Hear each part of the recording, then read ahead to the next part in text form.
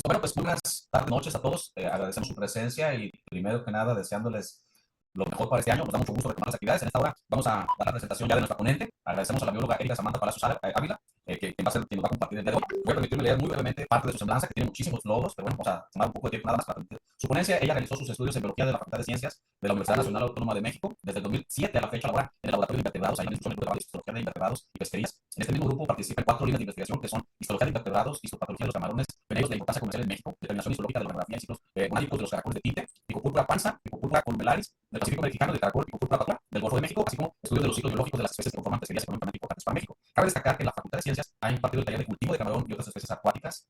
Actualmente imparte la materia de técnicas histológicas y su aplicación en tejido animal, además de otros cursos de actualización para profesores de bachillerato allá en la UNAM. Ha sido miembro de diversas tesis, como jurado, diversas tesis de licenciatura, coautora de artículos científicos, en su mayoría relacionados a la histología de invertebrados, y también ha participado en diversos congresos nacionales e internacionales, como por ejemplo el de zoología, malacología, Reunión Nacional de Tortugas Marinas, y desde 2005 ha participado en el Congreso Nacional de Histología, actualmente en el Americano de Histología. Quiero destacar dos cosas. La primera es que ella participó en la edición de las memorias, ustedes vieron una parte, las memorias del 32º Congreso Mexicano de Histología, que se acaba de publicar en la revista de la Sociedad Mexicana de Morfología, la revista Panamericana de Morfología, y actualmente es dentro de nuestro consejo directivo de la mesa actual. Ella está como vocal en este consejo de la Sociedad Mexicana. Agradecemos a la bióloga Erika y sin más, pues les cedemos los micrófonos y quisiera pedirles al final de la ponencia si me regalan unos minutitos para dar algunos avisos muy generales. Pero bueno, ya para no tomar más tiempo, adelante Erika, muchísimas gracias y estamos al final abiertos a las preguntas. Adelante, por favor.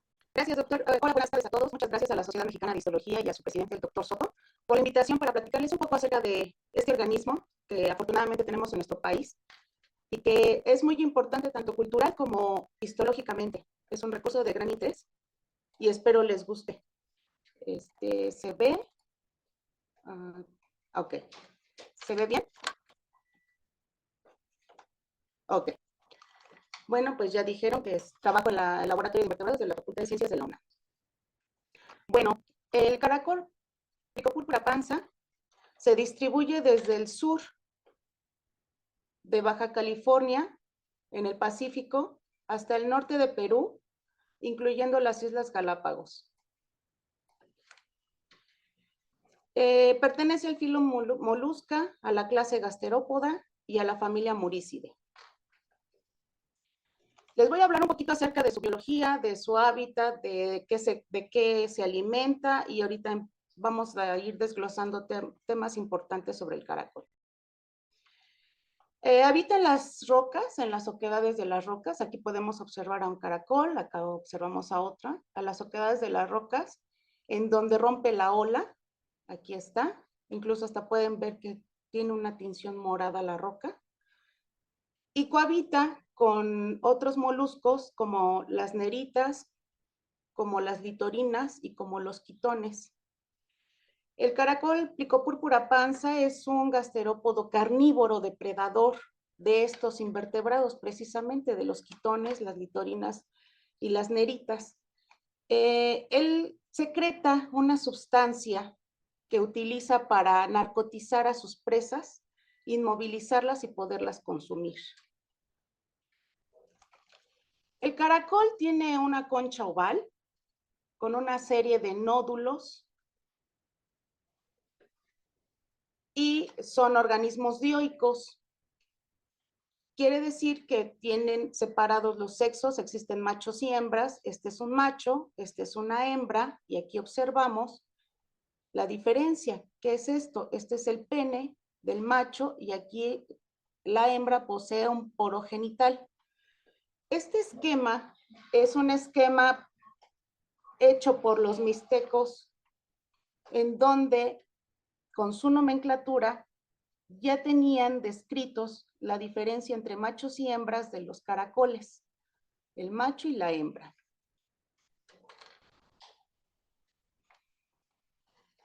Este organismo es muy importante, ya que posee una glándula. Bueno, primero vamos a hablar acerca de las gónadas. Las gónadas se localizan en las últimas espiras de la concha. Aquí observamos, los machos tienen una diferencia de coloración conforme a las hembras. A diferencia de las hembras, los machos en estadio maduro tienen una coloración naranja y las hembras tienen una coloración entre amarillenta y verdosa. La gónada está localizada en una estructura en la que se llama cono hepatogonadal, que es esta, donde está la gónada de color naranja, y este es el hepatopáncreas. Están juntas esas dos estructuras. Aquí podemos observar un corte histológico de la gónada masculina y de la gónada femenina.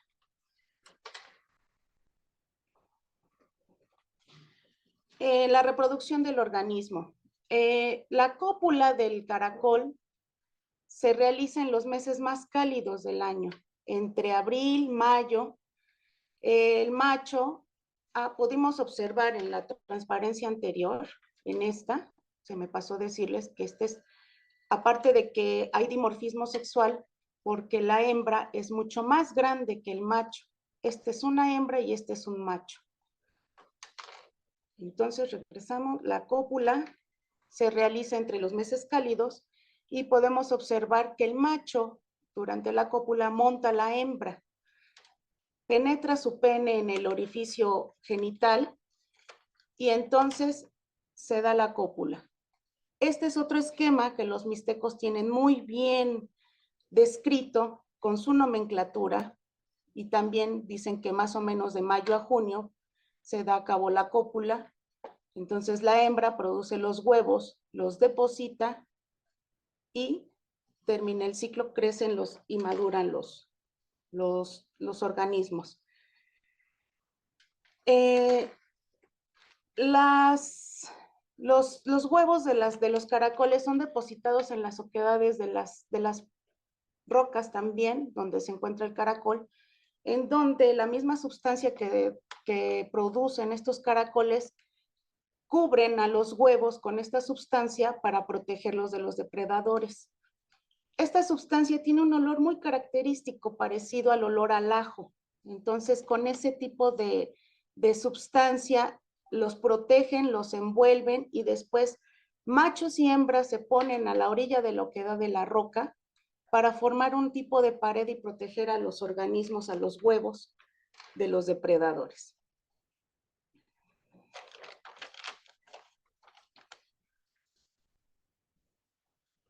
¿Cuál es la característica principal de este organismo? Bueno, este caracol posee una glándula, una estructura que se llama glándula hipobranquial, que se localiza aquí. Es esta línea más oscura cerca del cono hepatogonadal. Y esta glándula produce y almacena un tinte en estado químico de reducción. Quiere decir que es color blanquecino, color lechoso. Y al ser secretado, sufre un proceso químico de fotooxidación con la luz solar. Y entonces esta sustancia ya no se ve lechosa, empieza a impregnar el color en las madejas de hilos, de tonalidades que van de los amarillos a los verdes, a los azules, y al final toma una tonalidad morado intenso. Ahorita les platico para qué utilizan estas personas, qué es lo que hacen aquí. Aquí está un macho y una hembra. La diferencia de la talla es bastante notoria. Y pues bueno, hay un códice que se llama el Códice Nuttall, que en 1909 la etnóloga estadounidense especialista en arqueología mexicana, Celia Nuttall, se queda sorprendida al ver los enredos de las indias zapotecas en el istmo de Tehuantepec. Ella hizo un viaje a México y entonces cuando viaja al istmo se fija que las indígenas traen unas faldas enredadas en su cintura con unos colores muy interesantes, sobre todo todos son morados. Y declara que esta tradición mexicana es una sobrevivencia de las antiguas tradiciones europeas. ¿Por qué lo dice? Porque en épocas muy remotas, desde la época de los romanos, de los fenicios, los chinos, los japoneses, siempre utilizaron todas esas culturas, organismos, sobre todo gasterópodos o moluscos, para teñir sus prendas. Entonces, esta etnóloga realiza una interpretación y traduce el código mixteco Souche, y por esta razón el código ahora lleva su nombre, el código Nutal. El código data entre los años 1468 y 1519 después de Cristo. El código posee no menos de 103 pictografías femeninas y masculinas sobre que hacen referencia a los colores púrpuras y la utilización de este caracol. Aquí podemos observar en esta imagen un sacerdote con colores púrpuras. Esta es una sacerdotisa con instrumentos en la mano que utilizaban los mixtecos para ir a obtener, a desprender el caracol de las rocas. Y también el caracol tenía un significado muy importante en la fertilidad y la natividad. Bueno, ¿qué es lo que pasa ahora con los mixtecos? En la zona mixteca de nuestro país, específicamente en la zona de Pinotepa de Don Luis en Oaxaca, siguen la tradición de teñir sus prendas con este molusco.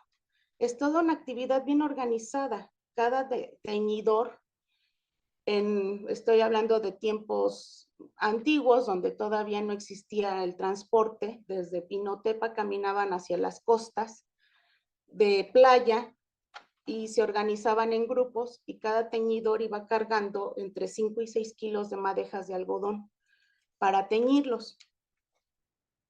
Llegaban, pero antes de llegar a la playa pasaban a la iglesia de Pochutla a ver al santo patrón de Pochutla, San Pedro Pochutla, para pedir permiso y protección para poder teñir. Entonces llegaban, estas fotos ya son actuales, son del 2001, pero era más o menos, estamos representando más o menos lo que se hace para la ordeña del caracol. Entonces llegaban, bajaban hasta las rocas donde se encontraban, ubicaban donde estaban los caracoles. Y algo muy especial y característico es que los mixtecos siempre dicen que la naturaleza se debe de tratar con naturaleza. Entonces, esta es una vara de huizache que ellos afilan. La vara más o menos mide entre 30 y 40 centímetros de longitud, y entonces la afilan para que cuando puedan desprender al caracol de la roca, no lo maltraten, no lo lastimen. Y entonces ellos escupen o le soplan a esta parte del caracol, a esta parte, antes de que cierre el opérculo, para que entonces el caracol se irrite y desprenda la sustancia. Y esa es la que empiezan a teñir aquí en la madeja. La coloración ya les comenté que va desde los verdes, los amarillos, hasta el morado intenso. Dependiendo el color, la tonalidad que quieran obtener, entonces paran la oxidación del tinte, metiendo la madeja al agua salina del mar, y entonces ahí se para la oxidación y obtienen el color que ellos deseen, ya sea tenue, ya sea azul, ya sea morado.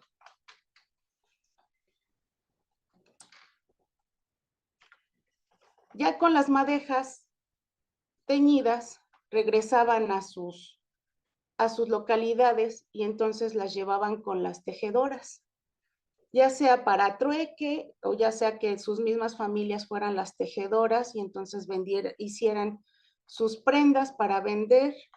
Y entonces aquí se ponían todas las mujeres con sus telares de cintura. Este es el resultado. Este es un pozahuanco. Este es otro resultado. Esta es una antropóloga, es Marta Turok. Ella es especialista en vestimenta tradicional mexicana. Tiene un libro muy bonito que se llama Púrpura Panza, donde narra todas estas situaciones de los mixtecos. Ha rescatado muchas vivencias, muchas experiencias de los teñidores. Y aquí está la señora con el telar de cintura, trabajando ya con los hilos teñidos que trajeron los teñidores. Cada modelo, cada diseño tiene un significado. No es lo mismo tener un posaguanco mortuorio a tener uno nupcial. Tiene diferentes grabados, diferentes líneas, diferentes tonalidades. Y esto es lo que se ha obtenido porque han tenido premios. Los tejedores, las tejedoras han tenido premios a nivel nacional por la elaboración de estos posaguancos. Esta ha sido una especie que ha sido muy cotizada y ha tenido muchos peligros por los que ha pasado, porque al inicio y hasta la mitad de la década de los 80, la población del caracol pico púrpura panza sufrió una drástica extracción de tinte y venta por parte de una empresa japonesa. En este esquema podemos observar el ciclo natural y biológico del caracol. Y entonces observamos que aquí están los mixtecos que van, caminan con sus madejas de algodón, llegan a la playa, empiezan a buscar dónde se encuentra el caracol, lo encuentran y con sus varas de huizache lo desprenden, le soplan, lo ordeñan, ya que están con sus madejas teñidas, regresan a su población y entonces en el tiempo en el que el caracol está en reproducción, ellos se dedican a las cuestiones agrícolas. Todo esto, ellos sabían el ciclo de vida del caracol por medio de puras observaciones y ellos lo establecieron y entonces ellos empezaron a respetar una veda que ellos mismos pusieron para cuidar el caracol, porque el caracol tenía un significado místico, religioso, muy especial para ellos. Y entonces, ya que regresaban a sus actividades, ya habían entregado a las tejedoras las madejas teñidas y entonces ya confeccionadas las prendas, las utilizaban para el comercio por el trueque. ¿Qué pasó con la empresa que vino, una empresa japonesa a las costas de Oaxaca, para explotar de manera irracional el caracol? Contrató varias personas, trabajadores, los equipó con lanchas, con muchos equipos para poder ir a ordeñar el caracol, buscarlo. Llegaban grupos de entre 4 y 5 personas en cada lancha, ubicaban dónde se localizaba el caracol y con fierros y otros instrumentos empezaron a desprender el caracol sin el menor de los cuidados. Entonces ordeñaban y así como lo ordeñaban, lo aventaban a donde cayera. En cambio, los mixtecos, donde obtenían el caracol, lo volvían a depositar en el mismo lugar. Y aparte de eso, lo hidrataban con agua para que no estuviera, ya había sufrido un poco de irritación para poderlo ordeñar, entonces lo que menos querían era que siguiera irritado el organismo y se muriera. Pero en cambio, estas personas pues llegaban y lo aventaban, y entre más producción tuvieran, más incentivos les daban. Entregaban las madejas y llegaban al país que lo estaba solicitando, Japón. Esta situación hizo que el deterioro del recurso tuviera repercusiones ecológicas, económicas y culturales para los grupos indígenas, debido a que pues disminuyó la población, ya no podían seguir las tejedoras, todas las tejedoras que se dedicaban a confeccionar los posaguancos, pues ya no tenían la materia prima que los teñidores les traían. Y entonces fue un círculo de muchas pérdidas para toda la población de los mixtecos. ¿Cuál es la importancia de saber esto? Bueno, aparte de ser un recurso cultural, que es un recurso que se encuentra en nuestro país, y ser una especie que se encuentra en nuestro país, pues tenemos la obligación de conocerlo, estudiarlo y protegerlo. Entonces, ¿qué es lo que hemos hecho nosotros en nuestro grupo de trabajo? Pues hemos ido a las colectas, ubicamos el organismo y tratamos de hacer lo mismo que hacen los mixtecos. En este caso, tenemos que extraer al organismo para conocer su interior, para saber más de su biología. Y entonces los sexamos, vemos si es un macho, es una hembra, para llevar un control poblacional. saber cómo está su distribución, y entonces fracturamos la última espira de la concha para poder, para asegurar que el fijador entre y valga la pena nuestra colecta. Y entonces, posteriormente en el laboratorio, pues hacemos toda nuestra técnica histológica. Deshidratamos, incluimos, cortamos, teñimos y observamos al microscopio. ¿Cuáles son nuestros resultados? Nuestros resultados son los siguientes. Hemos hecho la descripción histológica de los órganos, no solamente de este caracol, sino de sus especies hermanas que cohabitan, Plicopúrpura columelaris, que cohabita en el Pacífico con Panza, y Plicopúrpura pátula, que habita en el Golfo de México. Podemos observar que esta es una estructura llamada proboscis, por la que se alimenta el organismo, y aquí tenemos un corte histológico de la proboscis, donde observamos el esófago, las glándulas salivales, el odontóforo, aquí debe estar la rádula. Entonces, todo lo que compone el pie, otra estructura que compone al organismo, observamos que está constituido por vasos sanguíneos, tejido conectivo, el epitelio que rodea el pie tiene numerosas células secretoras para darle la movilidad y producir el moco que necesita el organismo para moverse. La glándula hipobranquial, que es lo que ya habíamos hablado, que es esta línea oscura donde produce y secreta, produce y almacena el tinte, la sustancia, y entonces observamos cómo está constituida con fibras musculares, tejido conectivo, células vacías, células eosinófilas, basófilas.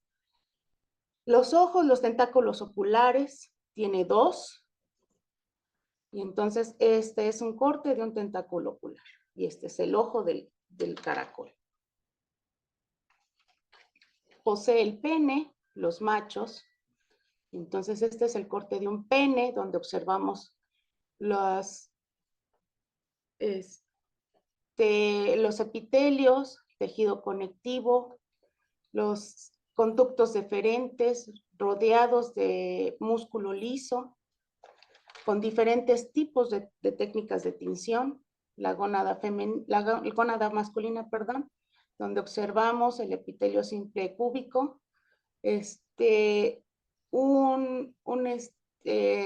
una panorámica de la gónada donde observamos todos los tipos celulares, porque son organismos asincrónicos, quiere decir que tienen todos los tipos celulares, la madurez de las células se da sincrónicamente, entonces encontramos desde espermatocitos primarios, secundarios, espermátidas, espermatogonias, hasta los espermatozoides en la luz del túbulo seminífero.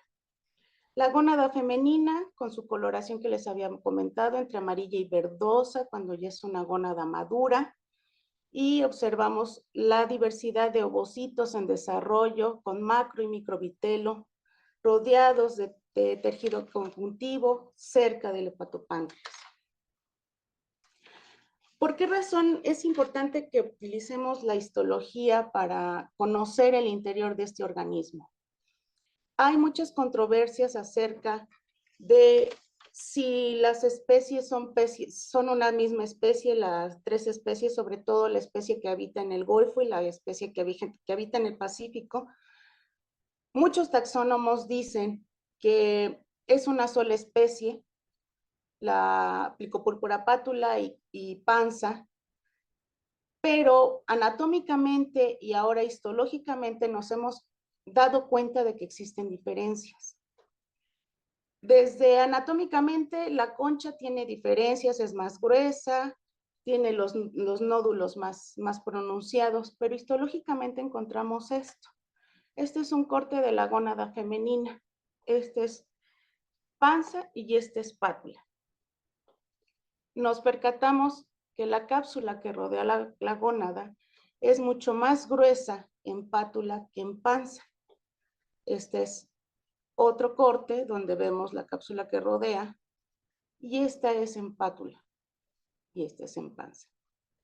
Entonces nos hemos dado a la tarea de hacer cortes de diferentes órganos para ver si encontramos más diferencias entre cada especie y así corroborar que en verdad son especies diferentes. Aunque permanezcan al mismo género, las especies son diferentes porque cohabitan en diferentes ambientes. Otro trabajo, otra investigación que hemos llevado a cabo es el ciclo gonádico de las especies. Hemos llevado un seguimiento desde su distribución aquí en el país, desde el norte del Pacífico hasta el sur, donde se encuentra, y hemos hecho todo un seguimiento del ciclo gonádico de las hembras y de los machos. Este es un ejemplo. Aquí podemos ver la gónada de panza y de pátula en diferentes estadios. Este es el estadio de madurez, teñida con la técnica de Masson y teñida con la técnica de Mallory. Aquí observamos ovocitos en maduración, igual con la técnica de Masson, con la técnica de Mallory, igual este es un ovocito de Plicopurpura panza y este es un ovocito de Plicopurpura pátula. Esta otra son ovocitos en crecimiento con Masson y hematoxilina eosina. Este ya es un estadio de desove parcial donde observamos que ya los folículos están vaciándose, ya hubo un desove. Entonces, este es panza y esta es pátula, teñido con Masson y con Mallory. Y este es un estadio de desove total, teñido con Masson y Mallory. Este es panza y este es pátula.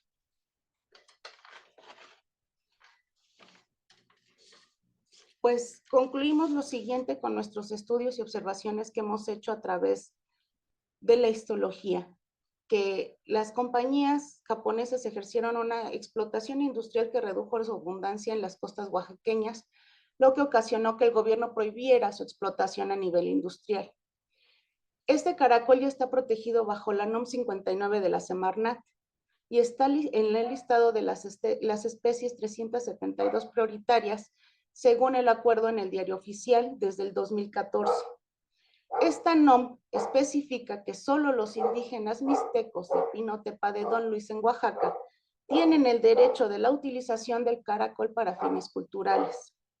Sabemos que a veces no se llevan exactamente, no se aplica la ley como debería ser. A veces los pescadores, como es un lugar turístico, como necesitan pescar para el consumo, pero pues esperemos que de verdad se siga manteniendo las poblaciones, que al menos no decrezcan, que se mantengan las poblaciones de este importante organismo, aunque ya está protegido. La sobreexplotación provocó la disminución de su población de forma severa.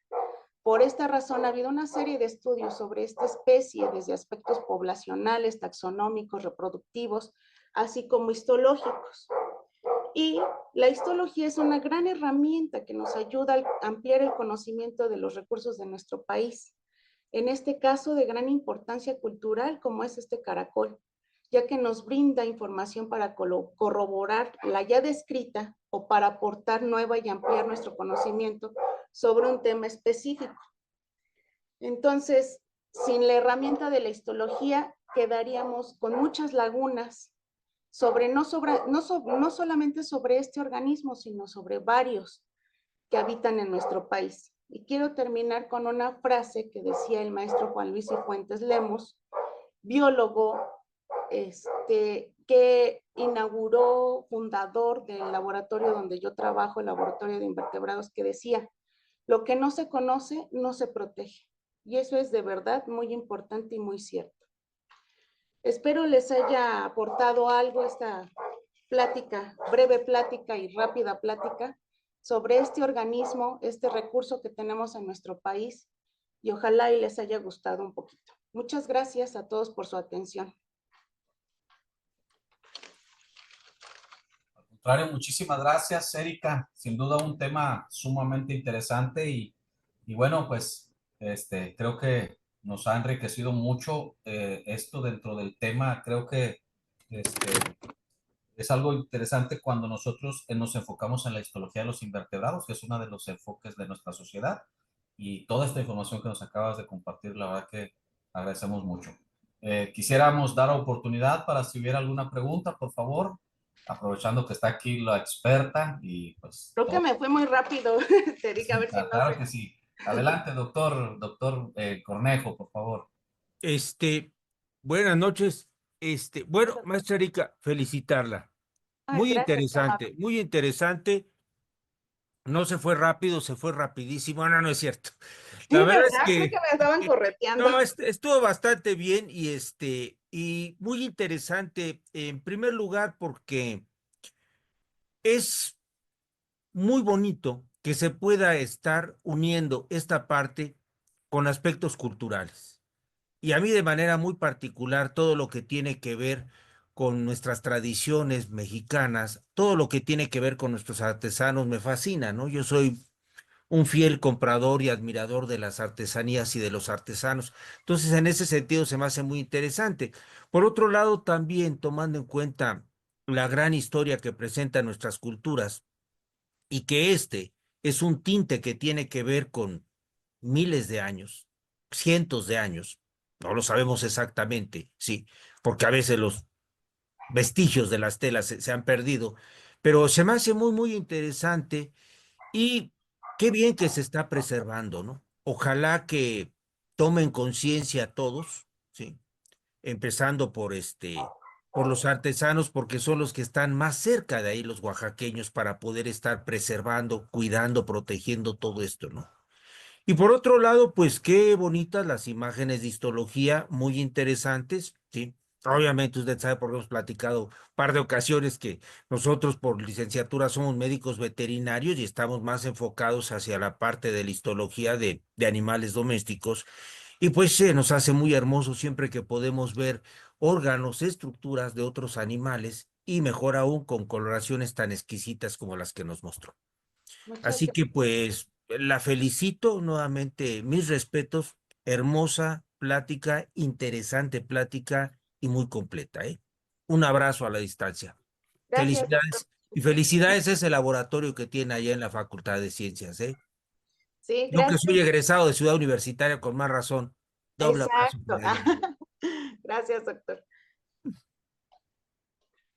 Muchísimas gracias. Aprovecho, ahorita damos oportunidad a las otras preguntas aprovecho para hacerle llegar aquí en el chat, Erika, están diciendo muy interesante por traernos este tema y qué importante para los mexicanos.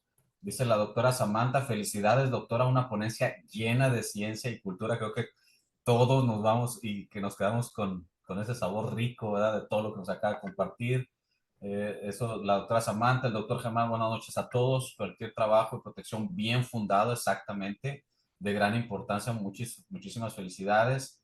La doctora Mónica Jasso, muchísimas gracias. Muy impresionante todo lo que nos acabas de compartir. Nos lo sabía muy hermoso tu trabajo. La doctora Perla, qué interesante trabajo.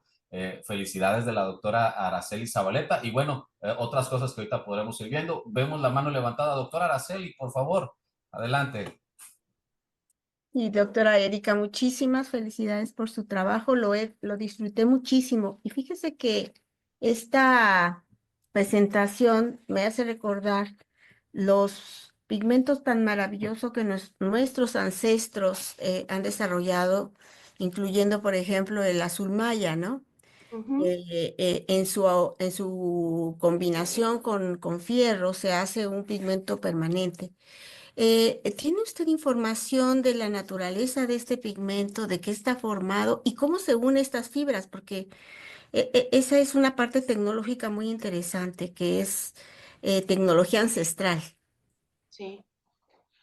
No, doctora, fíjese que del azul maya no, la verdad no desconozco totalmente.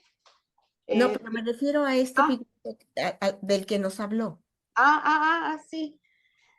Este, pues mire, aquí nosotros tenemos toda la información que tenemos acerca de este tinte es gracias a que hemos tenido la oportunidad de conocer a los teñidores de hecho, estas fotos las tomó la maestra Pilar Torres, aquí dice, porque ellos nos hicieron favor. Él es el señor Abacup, el presidente de los tintoreros de Pinotepa de Don Luis, donde Ajá. nos ha explicado cómo es esta situación acerca de la oxidación. Hay muchos trabajos acerca de la composición química de este tinte, de cuánto es lo que produce cada caracol.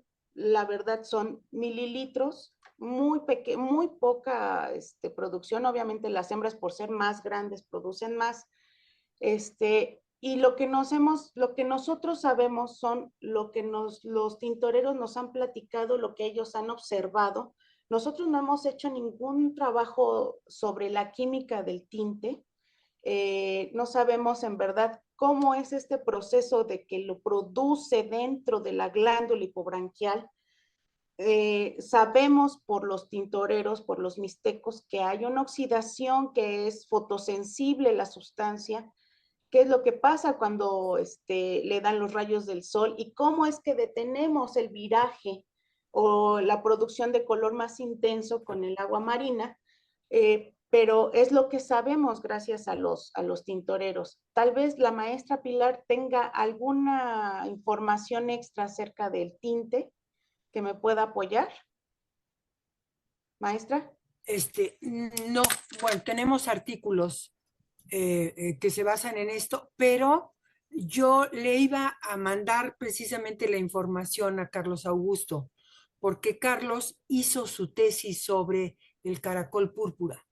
Él tiene un trabajo hermosísimo sobre el caracol púrpura, que ahora que estuvimos en el Congreso me lo compartió porque yo lo tenía en blanco y negro y me hizo favor de compartírmelo, pero él estuvo trabajando también con los caracoles, supongo que los de La Paz, Carlos. Ok, muchas gracias. Y pues la felicito. Son trabajos muy, muy bonitos que además evocan nuestras raíces. Gracias, doctora. Eso Gracias. es lo importante. Gracias, doctora Araceli. Yo quería un poquito ahondar. Se conoce que tenemos 3 especies de plicopúrpura. Faltó mencionar, ahorita la controversia es con pátula, porque se dice que la del Golfo, que es pátula, y la de Panza, que es del Pacífico, es la misma especie. Incluso los taxónomos están diciendo que debería citarse como plicopúrpura panza pátula, como una especie y subespecie. Sin embargo, la histología nos está dando herramientas muy importantes de una diferencia en algunos tejidos, en donde podemos decir que no son prácticamente la misma especie. Ha habido una especiación probablemente, porque con los movimientos de la Pangea y todas estas cosas, hubo una separación de en un principio que era plicopúrpura panza, y entonces quedaron poblaciones en el Golfo y otras en el Pacífico que se adecuaron en los ambientes diferentes de salinidad, de temperaturas, tanto del Golfo como del Pacífico. Por eso hay una adaptación en pátula y que con la histología podemos apoyar que se pueda tratar. Necesitamos más estudios, pero se puede tratar que son ya una especie diferente por la cantidad de información diferente que estamos teniendo. Incluso su concha, la de pátula, no pusiste una comparación de la concha, tiene picos que panza no la tiene. Entonces ya hay también ahí otra diferencia morfológica externa. Y una experiencia increíble de conocer a Abacup, que es el presidente de los tintoreros, que nos llevó a brincar en las rocas y poder verlo cómo hacía todo el proceso de el teñir de sus madejas, y de verdad fue una experiencia imborrable. Muchas gracias. Muy bonito. Gracias, doctora. Carlos, tienes tu manita levantada. Adelante, adelante, por favor.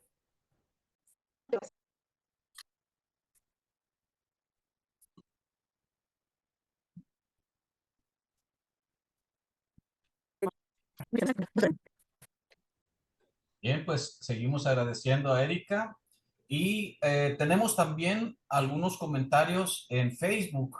Ahorita vamos a cederle la palabra a la doctora Perla. Si nos permite, doctora Perla, hay una pregunta aquí de Víctor Antonio y luego ya sigue usted con la parte de Facebook que también estamos transmitiendo.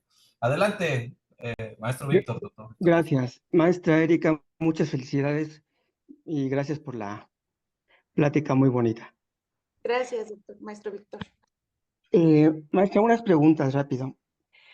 Dice usted que entonces la fecundación es interna, porque pues hay empalme y por lo tanto hay depósito del semen, pero el desarrollo es externo, todo el organismo se desarrolla de manera externa. Sí. Ah, ok. Sí, pone huevos. Sí, porque Ajá, la pone el hembra- huevito, Ajá. ajá, y ya todo hasta el nacimiento es a partir de huevo. Sí.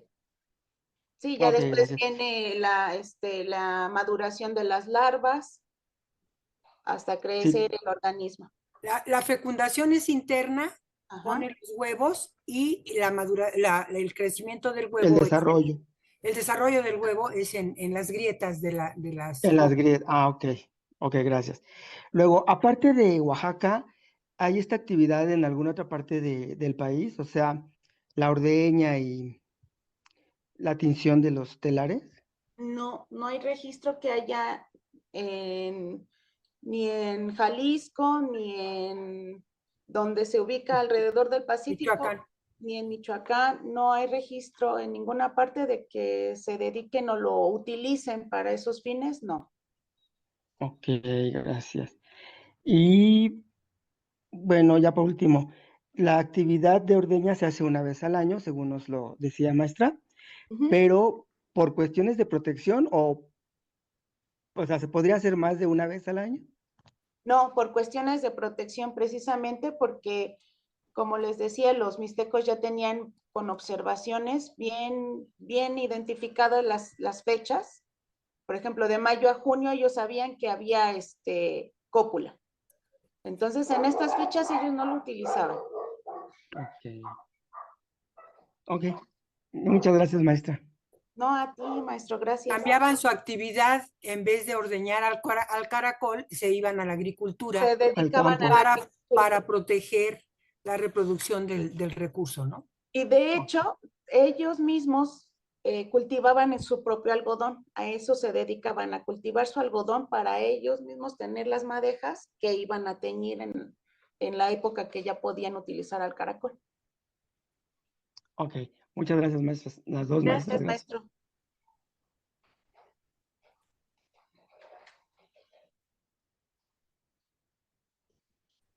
Muchísimas gracias. Damos el lugar a la doctora Perla, que ella está al pendiente de comentarios y preguntas en Facebook. Doctora, si nos hace el favor, doctora Perla. Gracias. Buenas noches, muchas gracias por su ponencia. Gracias, doctora. Muy bien. En Facebook de Puebla. Le escucho cortada, no le escucho muy bien. No sé si los demás le escucharon. No, no se escuchó. Ok. Perdón, quizás sea mi internet. Ok. ¿Ahí me escuchan bien? Sí, ahí Sí. muy bien, doctora. Perfecto, muy bien. Guillermo Valderas. Ya se cortó.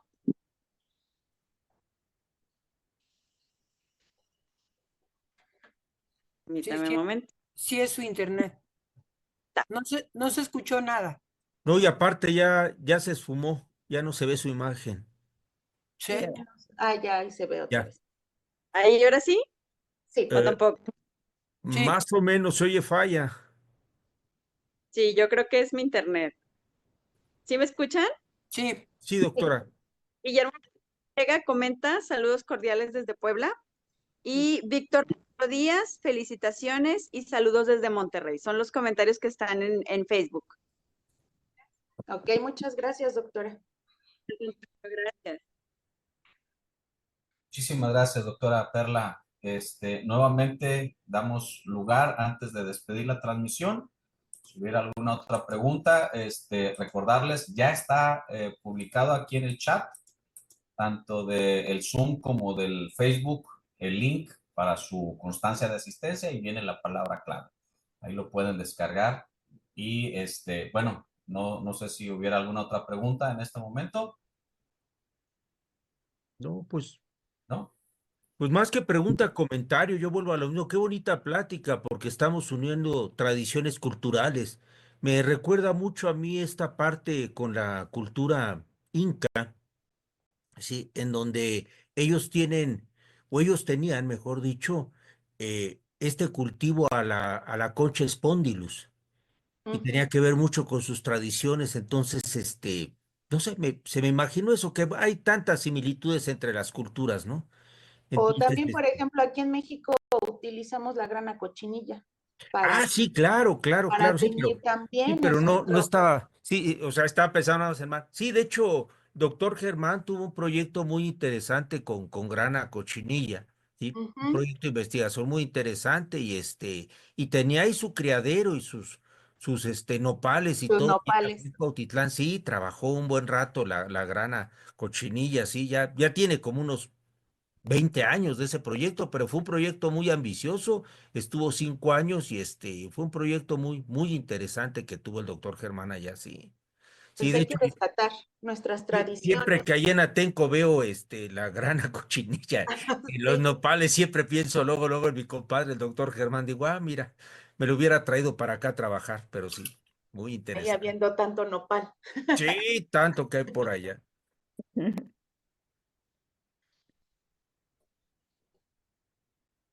Bien, pues agradecemos nuevamente su presencia. Quiero hacer una mención especial porque hay algunas personas que nos están acompañando y les comentaba hace unos días la presencia de personas de Oaxaca. Agradecemos su presencia al maestro Gavino del Instituto de Intercambios Culturales de México. Él está con nosotros también y les comentaba de una maestra que se acaba de incorporar como vocal por el área de Oaxaca, por el estado de Oaxaca, la maestra Aurora. Entonces, Pues bienvenida. y pues todo ese enorme acervo cultural que nos comparten en esta sesión. Bien, pues agradecemos nuevamente a la bióloga Erika, a la maestra Pilar por esta plática, recordando estar dentro de las categorías de nuestra sociedad, histología de invertebrados. Agradecemos muchísimo, nos vamos con un muy buen sabor de boca. Y bueno, antes de despedir, quisiera pedirles que nos dieran unos minutitos para algunos avisos muy rápidamente. Pero bueno, con esto despedimos nuestra transmisión de los colegas y amigos, deseándoles nuevamente lo mejor este año. Lo dije al principio, quisiera despedir con esto. Y pues bueno, sobre todo salud y esperándolos en la próxima sesión de nuestra sociedad. Va a ser el último miércoles de febrero a las 6 de la tarde. Esto por cuestiones del ponente, les adelanto un poquito, es un doctor de Buenos Aires, el doctor Converti. Va a ser el miércoles 26. Vamos a estar recordándolo, pero para que lo puedan poner ahí en su agenda, miércoles 26 a las 6 de la tarde. Caso especial por el ponente, el doctor Converti de Buenos Aires. Eso el próximo mes. Y más sorpresas que tendremos. Muchísimas Perdón, gracias, doctor, Erika. 6 de la tarde, tiempo de Ciudad de México. Tiempo de Ciudad de México, así es, Ok, doctor. perfecto, Así gracias. es. Vamos a estar mandando los avisos, pero esto para de una vez irlo agendando. Nuevamente agradecemos a todos. Doctor Carlos, nos despedimos y me regalan unos minutitos al final. Muchísimas gracias y nuevamente un abrazo para todos.